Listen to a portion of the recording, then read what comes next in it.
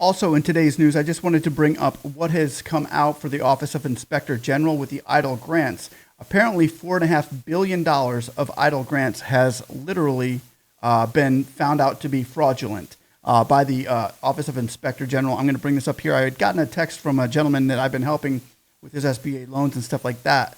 And he had sent me this earlier, I think was it yesterday or today? It was on the 7th, about 3 o'clock he sent this to me.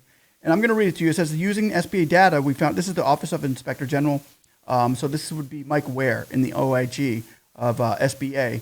The lead guy who deals with all the fraud has just posted this and put this out. He's the one in charge of going out and grabbing all the fraudulents that are out there, which is why it slowed things down this year, because this gentleman's been working really hard to try to get those fraudulent loans taken care of. But however, he's working on the grants here, and apparently $4.5 billion has been flagged right now as fraudulent. I'm going to read this to you real quick just to let you guys know what's going on in the SBA should things get a little bit slower once again. He goes on to say, the Office of Inspector General examined the emergency EIDL grants to sole proprietors and independent contractors from March 29th, 2020 until the funds were exhausted just 14 weeks later on July 10th.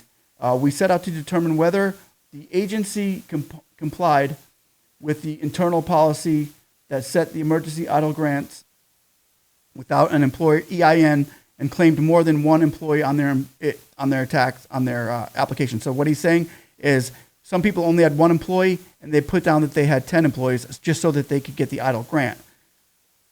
They could be in trouble.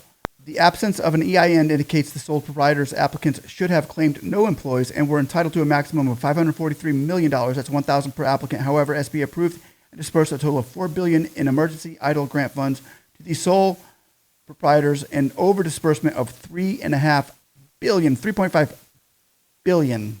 It's a lot of money.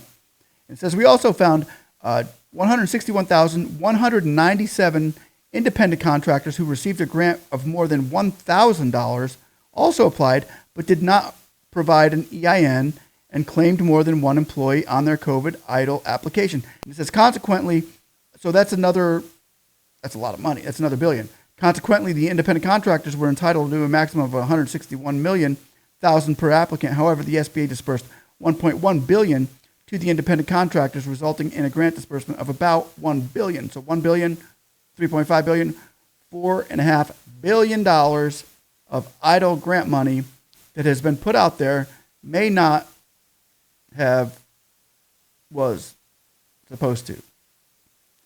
I just figured I'd throw that in there because that's a very important piece to the SBA puzzle of what's been going on lately, and that could have slowed some things down in the process of these EIDL grants and the policy maps going through or getting pulled out. Hopefully they can get rid of that policy map. We're going to keep fighting for that. So shame on them because they probably saved, I don't know, $20, $30 billion by putting the policy map out there, which was that play that they did on us with that policy map was just, how many people out there had to close their business and close their doors because of that policy map? I don't know, but I think it was more than $4.5 billion, which is what we're seeing here. So SBA, good catch, but government, senators, congressmen, shame on you for putting that policy map out there and destroying many millions of small businesses. Guys, hopefully this helps. Somebody, give it to me. Somebody, give